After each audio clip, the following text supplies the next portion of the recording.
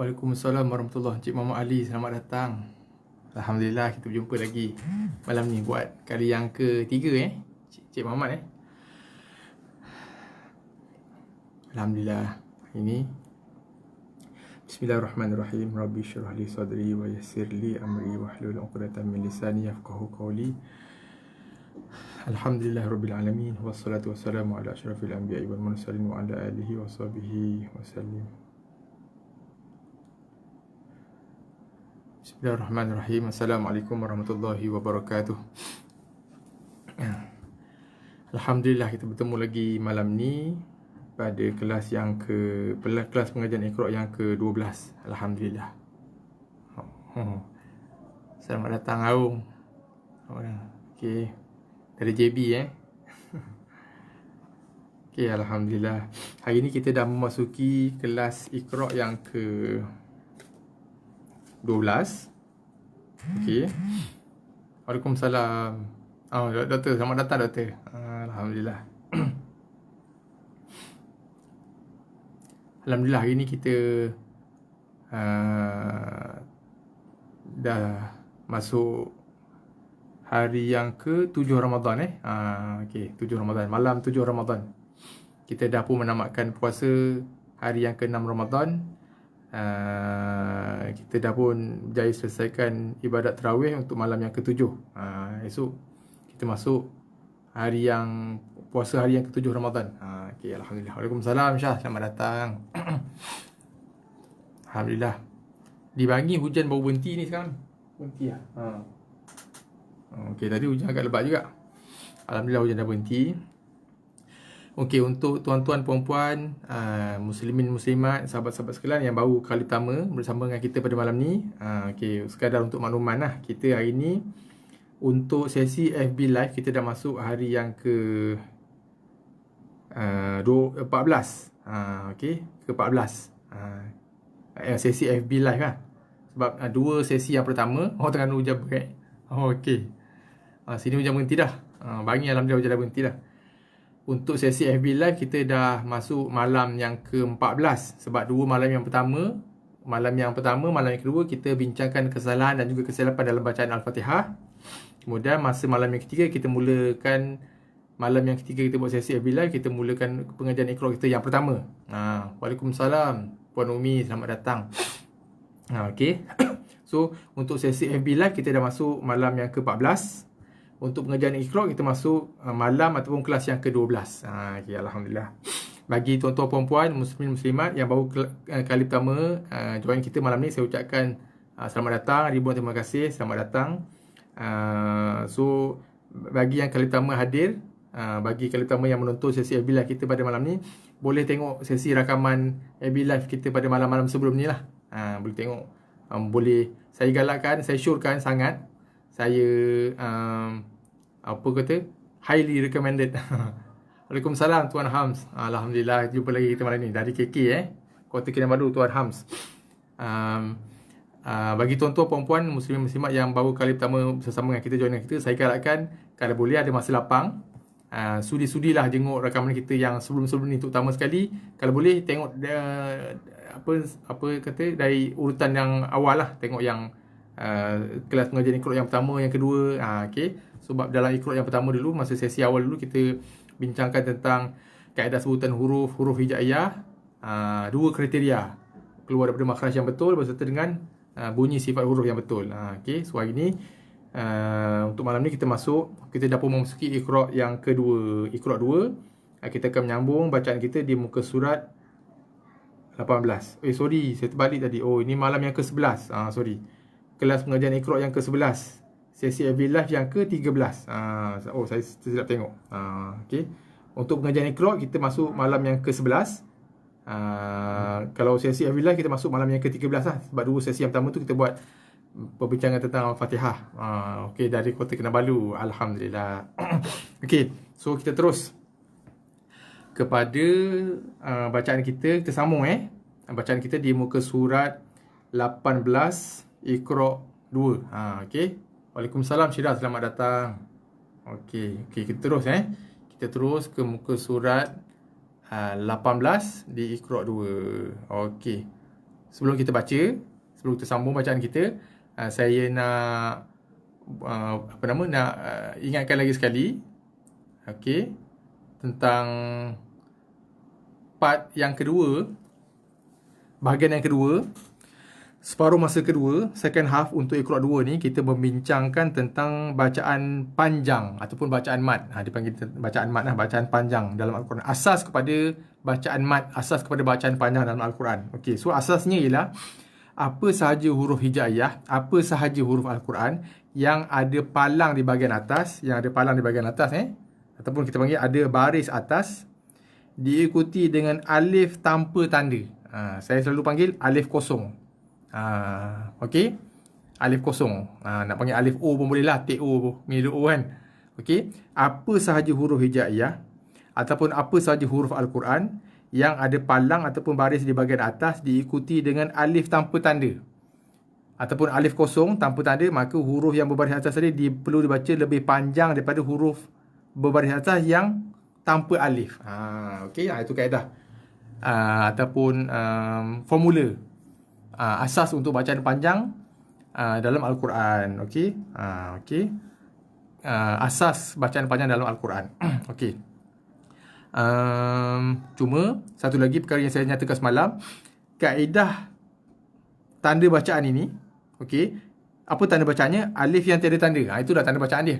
Okey, alif yang tiada tanda ni, alif yang tidak diberikan sebarang tanda ini, kaedah penulisan ini hanya terpakai untuk mushaf ataupun Al-Quran cetakan Malaysia yang diluluskan oleh KDN, ada cop KDN belakang, ataupun mushaf Al-Quran cetakan Arab Saudi yang ada cop Majma' Malik Fahad sahaja. Al-Quran cetakan negara Indonesia dan negara lain ada sedikit perbezaan lah. Okey, boleh Okey, kita sambung bacaan. Di muka surat 18 Iqra yang kedua. Bismillahirrahmanirrahim. Halaka halakata fahalaka. Suara saya jelas lupa nak tanya suara. Suara jelas Tuan Ham dari KK, Tuan Ruzadi dari Kuala Terengganu, suara saya jelas maklumlah malam-malam hujan, baru lepas hujan ni. Harap-harap tak ada gangguan suara. Okey. Okey, sebelum tu saya lupa, alhamdulillah. Cik Muhammad di mana lupa tanya. Cik Muhammad di mana saya lupa. Jelas, alhamdulillah. Sebelum kita pergi lebih jauh, kita baru alhamdulillah, Kuala Terengganu pun jelas, alhamdulillah. Sebelum kita pergi lebih jauh, saya lupa nak ingatkan, kalau boleh mohon bantuan dari tuan-tuan dan puan-puan sekalian, sahabat-sahabat sekalian, muslimin muslimat sekalian, kalau sama-sama kita boleh klik button share. Dr. Sedia bangnya okey, alhamdulillah. Bangi memang terbaiknya. Okey, kampung kita kan, kampung kita.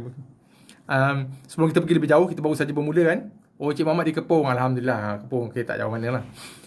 Saya mohon bantuan kerjasama tuan-tuan dan puan-puan, muslimin muslimat sekalian, kalau kita boleh sama-sama klik button share supaya kita boleh viralkan, kita boleh hebahkan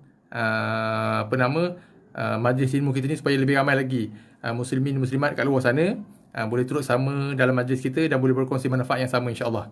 Sama-sama kita klik button share. Okey, kita sambung. Qatalata. Pastikan ada perbezaan di antara bacaan panjang dan pendek. Bacaan pendek dan panjang biar ada perbezaan yang jelas. Macam saya sebut semalam, kita tak nak baca bacaan yang pendek tu bunyi macam panjang, bacaan yang panjang tu bunyinya macam pendek, macam tak cukup panjang aja. So pastikan bacaan panjang tu jelas panjangnya, bacaan pendek tu jelas pendeknya. Ada perbezaan yang ketara antara bacaan panjang dan pendek. Jelas Syirah? Alhamdulillah. Okey, kita terus Faqatala daraba darabata fadaraba hadama hadamata fahadama soro'a soro'ata fasoro'a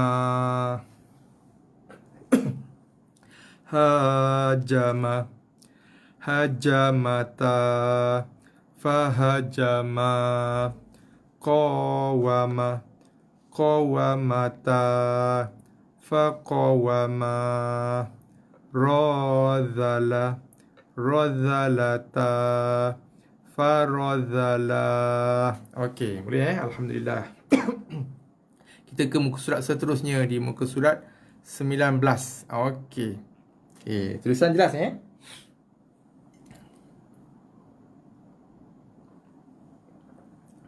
Okey, ada 3 huruf. Najaha. Bila bergabung membentuk satu perkataan, satu kalimah, tulisannya jadi macam ni lah. Najaha, ataupun boleh juga ditulis macam ni.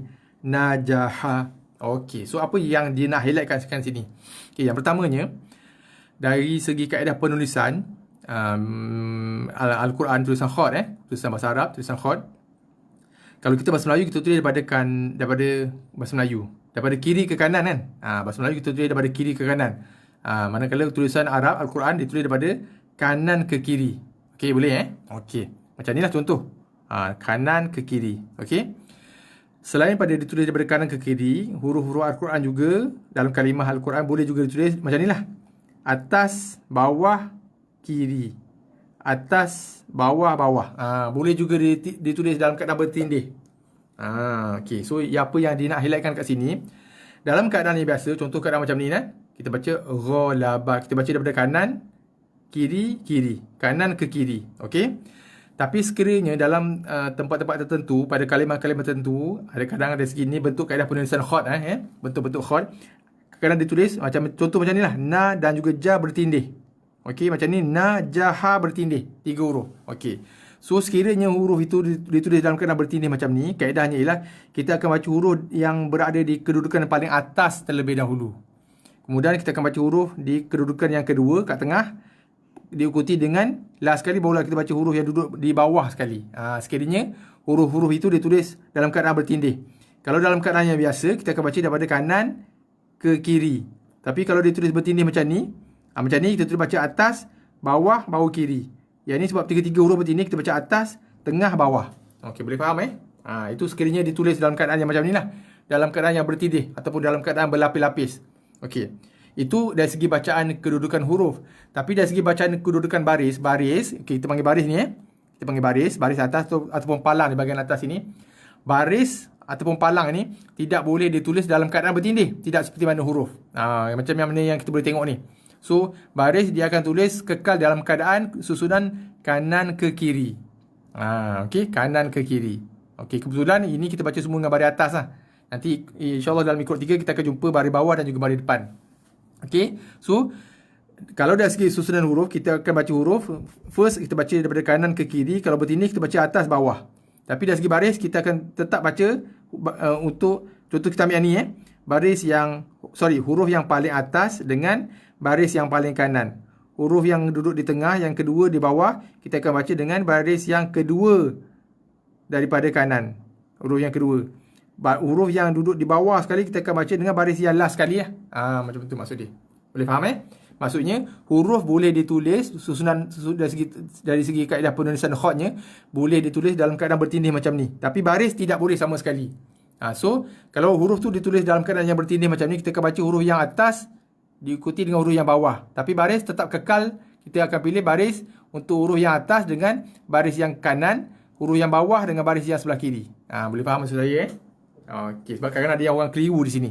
Terutama sekali bila ada baris-baris yang pelbagai. Baris atas ada, bawah ada, depan ada, bercampur. So, kadang-kadang ada sedikit kekeliruan. So, kita kena pastikan urutan bacaan itu. Urutan bacaan tu perlu betul. Okey, kita sambung bacaan Boleh faham maksud saya Okey, kita teruskan bacaan. Okey. Ajala, sakhara, lahada, fataha, lahama, naqasa, matara, hadara, ma'aha, fataha, wa'afa, akhadha, ajala. Bucak alam sangkut-sangkut. Okey. Kena duduk tepi tingkap lah. Tak pun kena buka tingkap luas-luas kan. Agaknya sebab baru lepas hujan kot Okey, kita sambung Ma'aha, fataha, wa'afa, akhadha, ajala, salafa, abada, najasa, maqama, ajaba, mata'a, banana, hamala, falaha, ghalaba, syajara, la akhadha, malakata, la asaba. Okey, alhamdulillah. Okey, kita ke muka surat seterusnya di muka surat 20 Iqra 2. Okey. Okey. Okey, muka surat 20 di Iqra 2 Okey, kita baca apa yang ditulis di bahagian atas tu. Tulisan Jawi tu, tulisan merah tu. Perhatikan terus panjang pendeknya. Maksudnya kita hati-hati fokus pada bacaan panjang dan pendek. Okey, kita teruskan bacaan. Mafazaha la nadhara wa la lana aqamaha tanaza'a ta'amaha fahalaka la ba'atha wa hamasha faqatala malakata fasahaha. Okey, ni menarik huruf ha pedas dan juga huruf ha bersebelahan. Pastikan huruf yang berbeza. Ni huruf ha pedas, ini huruf ha bulat yang tak pedas langsung. Okey. Dua huruf yang berbeza keluar dari makhraj ataupun tempat keluar yang berbeza, tempat keluar bunyi yang berbeza. Ataupun guru saya kata keluar daripada rumah yang berbeza, alamat yang berbeza. Okey, menghasilkan bunyi yang ada sedikit beza. So hati-hati. Hati-hati sebab terutama sekali bila dalam keadaan yang macam ni dia duduk sebelah-sebelah. Sebab kebanyakannya, kebiasaannya ramai daripada kita, terutama sekali pelajar-pelajar saja, dia akan membaca dengan fasahaha, ha. Dua ha bulat. Dah hilang dah ha pedas dia. So hati-hati. Pastikan yang pertama ni ha yang pedas duduk di tengah leher. Ini ha yang tak pedas duduk di bawah leher. Ini duduk di kawasan tengah leher, first floor leher. Masih ingat lagi saya cerita analogi rumah flat kan, pada leher kita tu. Yang ni duduk pada kedudukan leher kita tu duduk tingkat bawah, ground floor. Okey, kita cuba sekali lagi. Pastikan ada beza bunyi yang jelas. Sebab dua huruf yang berbeza keluar daripada makhraj yang berbeza. Fasaha, fasahaha, fasahaha. Okey, boleh dapatkan beza bunyinya. La akhadha, dhaharaha, sawabaha, la harama, la ma'asha, fatamara, masakana, la ghadaba, la sa'ada. Okey, alhamdulillah. Kita ke muka surat 21. Okey.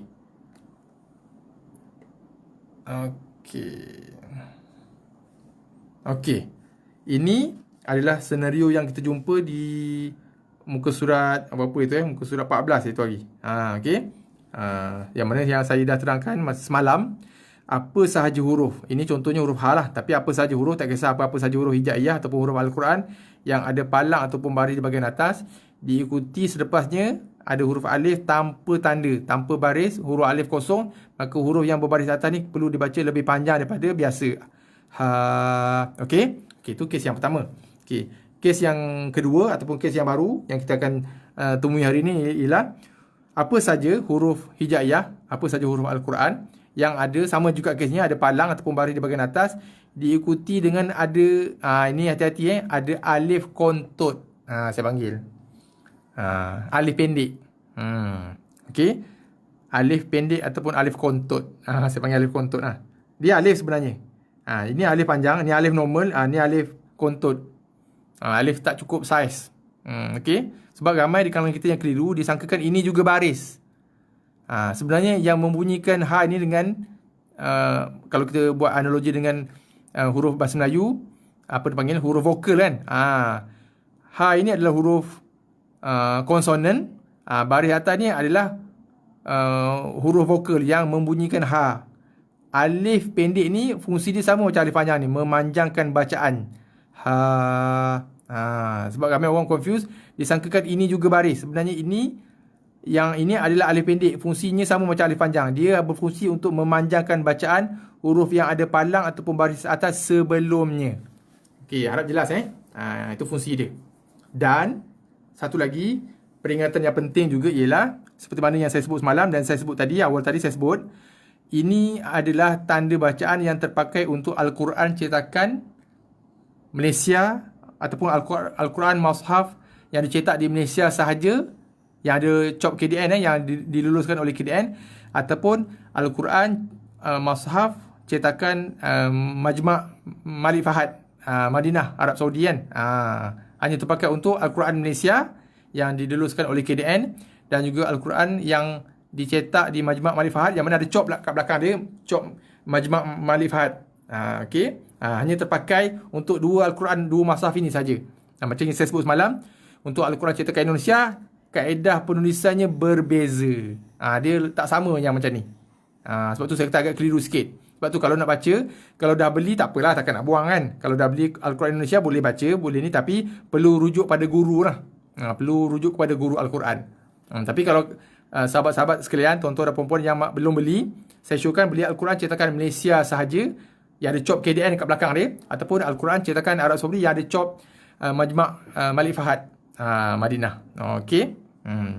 So macam yang saya sebut semalam lah, setiap negara bergantung kepada Majlis Fatwa Jabatan Agama negara masing-masing. Dia putuskan nak ambil kaedah penulisan berdasarkan kepada mazhab mana. Kaedah penulisan Al-Quran pun ada pandangan mazhab yang tertentu, bukan mazhab fiqh saja. Okey. Seperti mana yang kita jarang dengar, bab tauhid pun ada mazhab kan. Mazhab tauhid pun ada mazhab yang masyhur yang kita semua maklum, bab fiqh.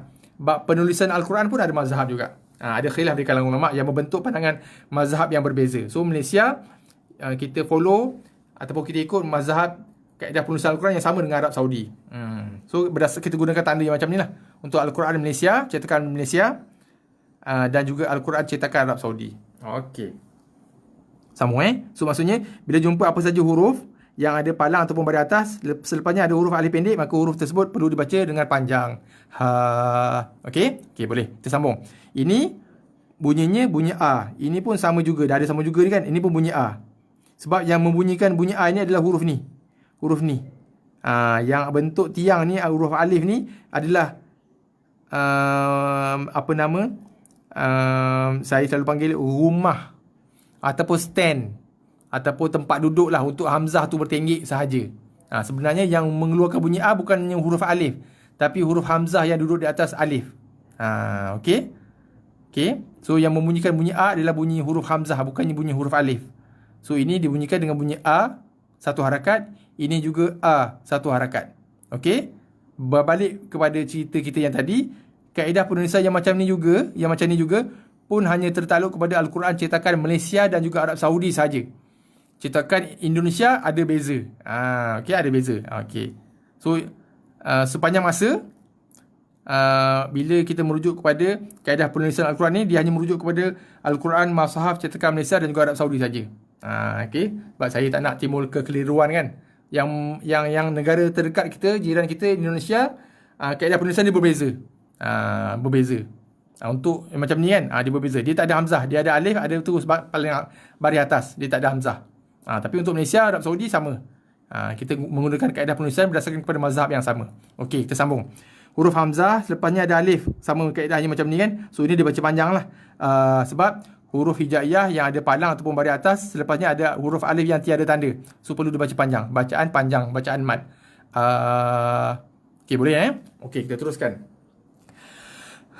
Adama, amana, wahadha, bana, banaha, wadhaka, na'ama, ghasala, ayata. Okey. Nabata, jawaza,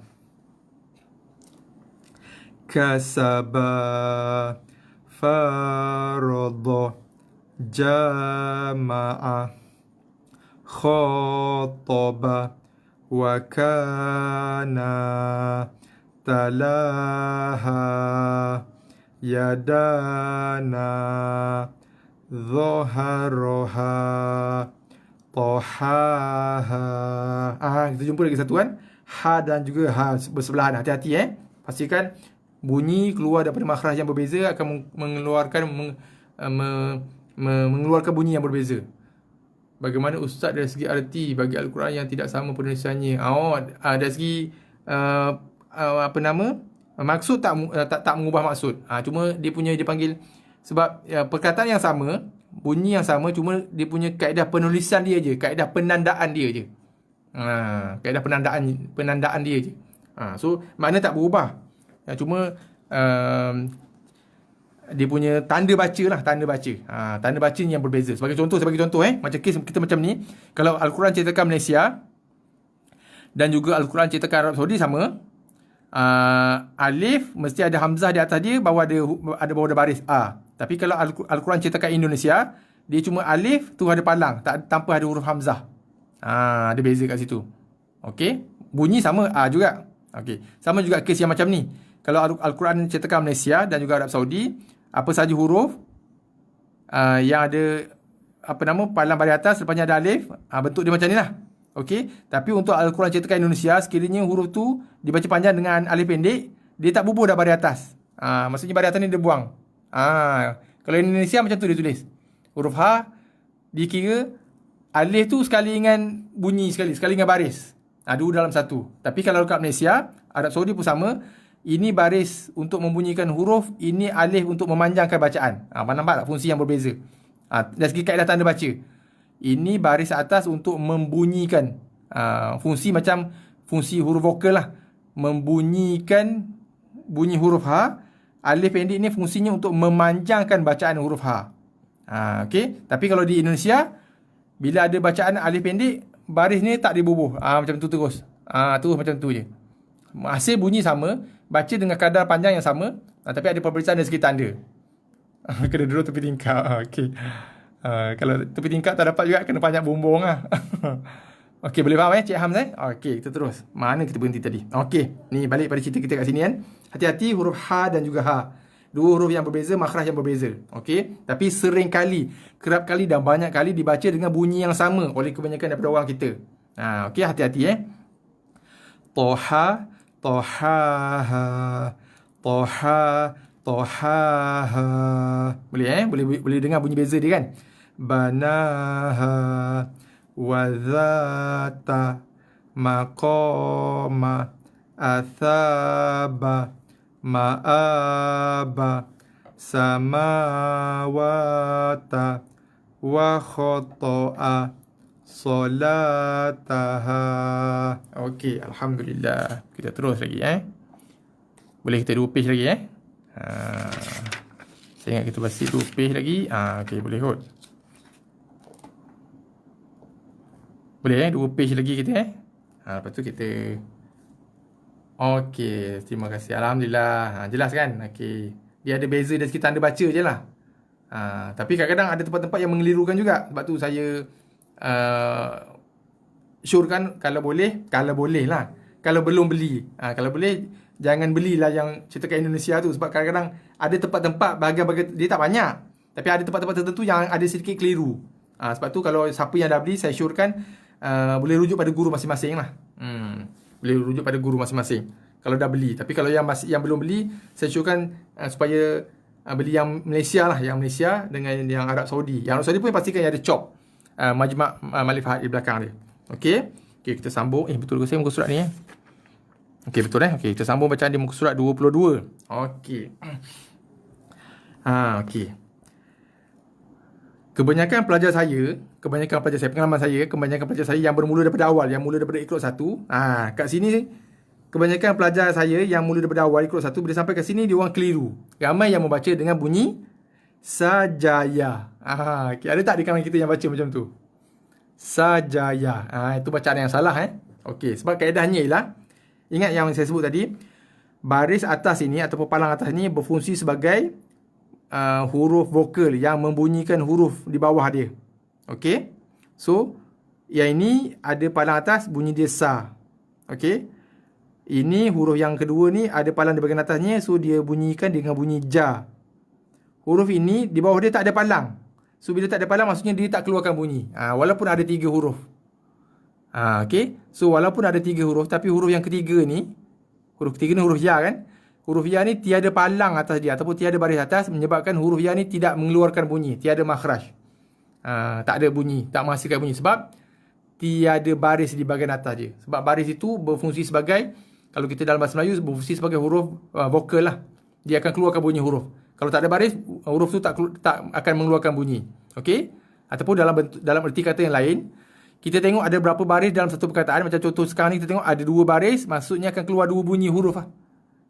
Okey? Baris yang ada akan menentukan bunyi yang keluar. Okey, ada 2 baris maksudnya akan ada 2 bunyi saja yang keluar. Walaupun dalam tulisan ini ada 3 huruf.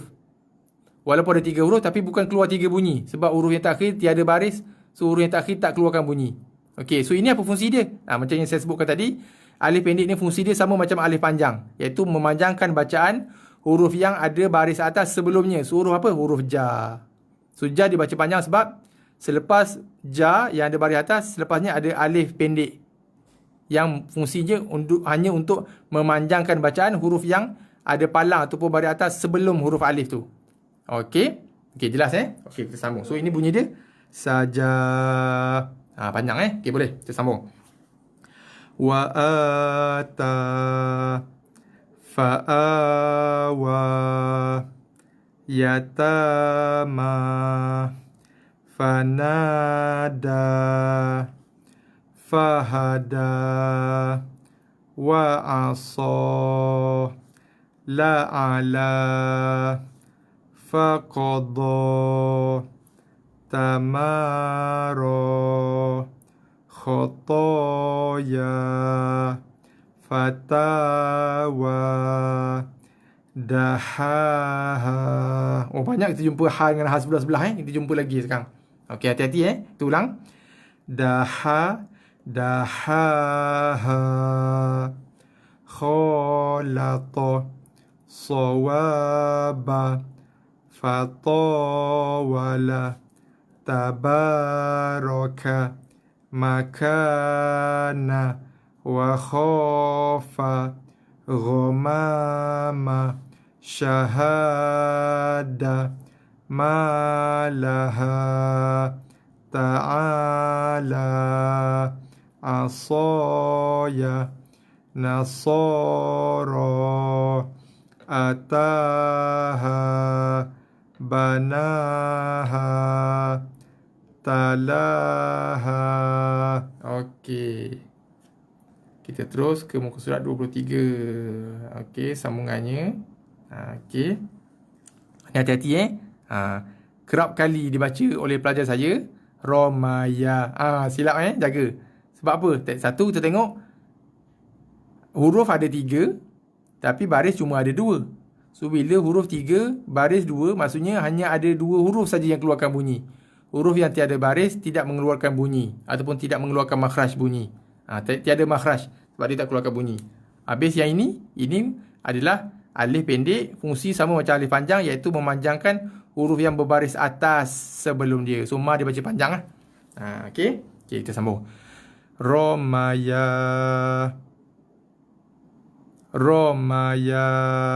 Sorry. Allah, saya pula silap. Saya pula confused. Sorry. Ya tak ada bunyi.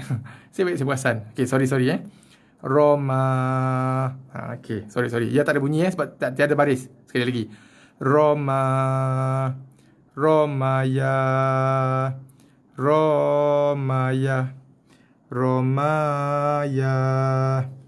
Ba'a. Baya'a.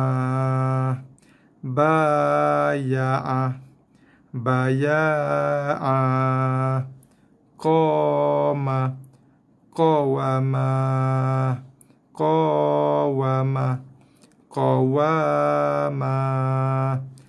Dama. Dawama.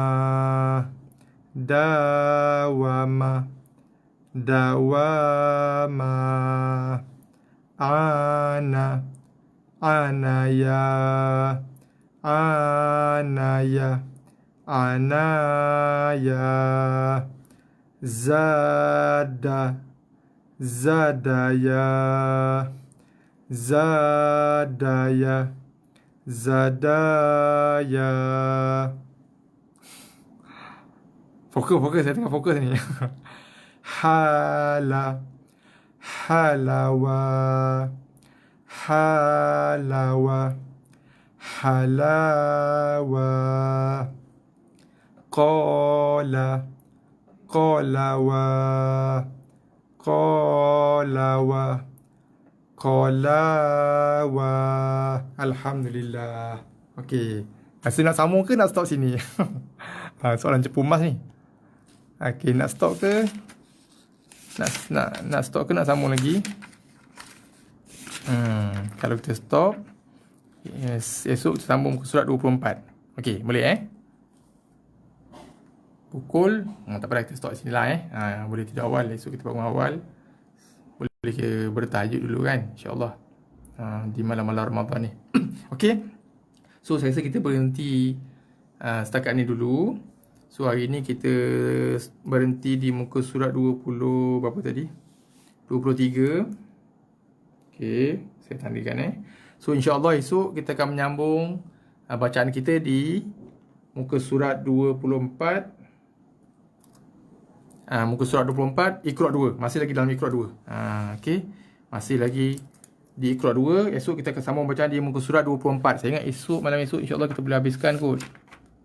Saya ingat malam esok kita boleh habiskan Iqra 2. InsyaAllah kita cuba kalau esok kita boleh habiskan Iqra 2, malam lusa tu kita boleh masuk ke Iqra 3. Okey, Iqra 3. Okey, so insyaAllah kita akan jumpa lagi malam esok, waktu yang sama pukul 10 malam. Kita akan sambung bacaan di muka surat 24. Masih lagi di Iqra 2. Okey, so setakat situ saja kita punya majlis ilmu kita pada malam ini. Seperti mana biasa, saya pohon jutaan kemaafan daripada sahabat-sahabat, tuan-puan, muslimin muslimat sekalian. Sekiranya ada salah silap, salah sebut, tersasul, hilang fokus, saya mohon maaf. Kalau ada kesilapan dalam penerangan saya ke dalam sebutan saya tadi, minta tolong bagi teguran boleh PM saya, tak ada masalah. InsyaAllah kita sama-sama perbaiki bacaan kita. Yang keduanya, saya ucapkan jutaan, ribuan jutaan, banyak-banyak terima kasih kepada muslimin muslimat, tuan-tuan dan puan-puan yang sudi, yang setia bersama dengan saya setiap malam. Yang kali pertama join, saya pun ucapkan selamat datang. Terima kasih banyak. InsyaAllah kita akan berterusan. Saya bercadang seperti mana yang saya sebut masa awal dulu, untuk malam Ramadan ni kita akan terus sehingga ke akhir Ramadan. Okay, sehingga ke akhir Ramadan. Bahkan malam Syawal nanti pun kalau kita nak terus pun boleh terus juga. Lepas habis ngaji kita boleh sama-sama takbir raya kan. Seronok juga kan. Okay, kalau nak lah. Kalau nak rehat kita boleh rehat. Tapi kalau nak, kita boleh teruskan sampai ke malam Syawal. Kita buat kelas. Lepas habis kelas, kita boleh takbir raya sama-sama. Kan? Maklumlah kita raya dalam suasana PKP kan. Okey. So, saya ucapkan jutaan terima kasih. Muslimat sekalian yang sudi bersama dengan saya. Kita sama-sama berkongsi majlis ilmu ni. InsyaAllah kita akan jumpa malam esok. Waktu yang sama 10 malam. Kita akan sama bacaan di muka surat 24. Boleh sama-sama kita jemput, war-warkan, hebah-hebahkan kepada lebih ramai lagi kawan-kawan kita punya friend di FB, supaya lebih ramai lagi kawan-kawan kita boleh dapat manfaat, boleh terus serta kan, dapat pengusian daripada majlis ilmu kita insya-Allah. Kalaupun saya selalu highlight, walaupun kebanyakan daripada kita sudah pun boleh membaca Al-Quran, tapi apa yang kita buat hari ini adalah sebagai satu proses ulang kaji. Bagi yang bermula dari peringkat asas, kita boleh mula dari peringkat asas lah. Tapi saya yakin yang bersama-sama dengan saya pada malam ni, tuan-tuan dan puan-puan sekalian, memang kebanyakannya sudah boleh membaca Al-Quran dengan baik. So anggaplah saja ini sebagai satu proses ulang kaji. Sesama kita perbaiki makhraj sebutan. Kemudian insya-Allah, macam yang saya sebut tu, insya-Allah sepanjang proses kita mengulang kaji balik ni dalam silibus Iqra ni, insya-Allah saya yakin akan ada, kalau tak banyak, akan ada 1-2 pengetahuan baru yang tuan-tuan dan puan-puan akan dapat. Sebagai contohnya, macam saya yakin penerangan saya tentang perbezaan penulisan masalah Al-Quran tu mungkin perkara baru bagi setengah daripada kita kan. Okey. Mungkin ada di kalangan kita yang tak tahu. So alhamdulillah, sekurang-kurangnya kita ada satu maklumat yang barulah. Kan? Ya, insya-Allah, supaya kita boleh berhati-hati. Satu, yang keduanya, kita tak terkejut bila tengok kenapa tanda yang berbeza dalam Al-Quran yang berbeza. Kan? Dan yang paling penting, kita boleh elakkan kesalahan bacaan. Sebab kita dah tahu, oh rupanya Indonesia punya penulisan dia macam ni. Berbeza dengan cetakan kita di Malaysia dan juga Arab Saudi. Okay? So kita berakhir setakat ni. Sekali lagi saya ucapkan jutaan terima kasih. InsyaAllah kita akan bertemu sekali lagi malam esok. InsyaAllah dengan izin Allah. Waktu yang sama. Wabillahi taufiq wal hidayah. Wassalamualaikum warahmatullahi wabarakatuh.